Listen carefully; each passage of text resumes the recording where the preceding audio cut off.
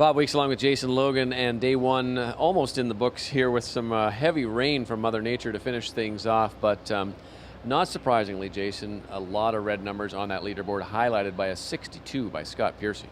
Yeah, I think we said yesterday in our preview, and we knew this was going to happen because the conditions were so soft, the greens were so soft with some rain earlier this week, that there was going to be some red numbers. I don't know if we thought they would be that red or that low, 62 course record. And speaking of Scott Piercy, the leader, he told me after he finished that during the practice rounds, he had no feel whatsoever for Hamilton Golf and Country Club. Then he goes today and shoots 62. So if only that it were that easy for the rest of us. But yeah, some low scores. I think we expected that. We need some sunshine and some wind to blow for this course to really show its teeth on the weekend, I think.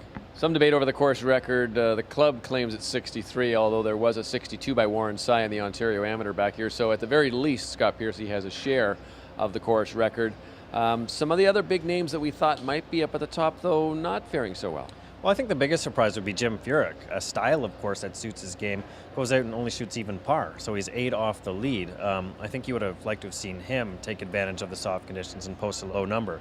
Ernie Els, 3 over par. Defending champion Sean O'Hare, 5 over par. Hunter Mahan, he's hovering around 1 under par. So not really the names you'd expect at the top of the leaderboard, but that does tend to happen on opening day, I think. It is just Thursday, and the phone book's full of lots of guys who've led the Canadian Open after one round. But speaking of Canadians, there's a guy who's got his name engraved on the Rivermead Cup, which goes to the Low Canadian. The last 2 years, you could say he's going for the tallest midget three-peat. Adam Hadwin had a solid round, but I think probably could have even been a little better. Yeah, we spoke to Adam after the round. He was 4 under 66, so he's satisfied with that score, but a double bogey on the 11th hole where he made chips and couldn't get it onto the green. He was trying to be too cute there, kind of reprimanded himself, saying, commit to it, and he didn't. Bogeyed the par 5 17th, what traditionally plays as one of the easier holes out here at Hamilton. So probably could have been a little bit lower, but I think he'll take a 4 under 66, 4 back, Low Canadian at this point, again, for Adam Hadwin. I like the fact that he talked about he's got the swagger back, that he's very confident, that he feels really good over the ball, that he's hitting his lines.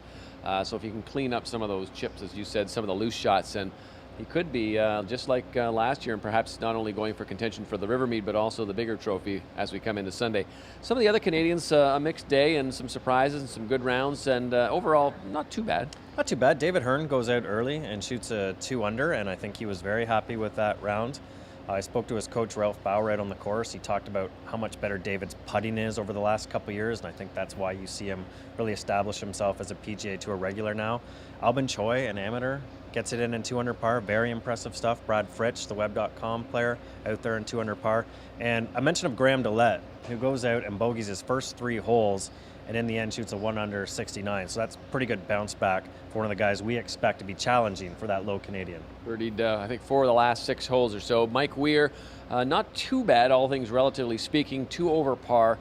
Said he didn't have a very good ball striking day, but he did hold it together, sunk some putts, and he said that the good shots are good. There's just too many of the bad shots that are still sneaking in there, and he's looking forward to trying to get himself into position, though, to play on the weekend. Friday, more rain in the forecast. We're hearing the last bits of the rain here, hopefully, but this is still a very wet golf course. Hopefully by the weekend things will dry out. Check back with us tomorrow right here on ScoreGolf.com.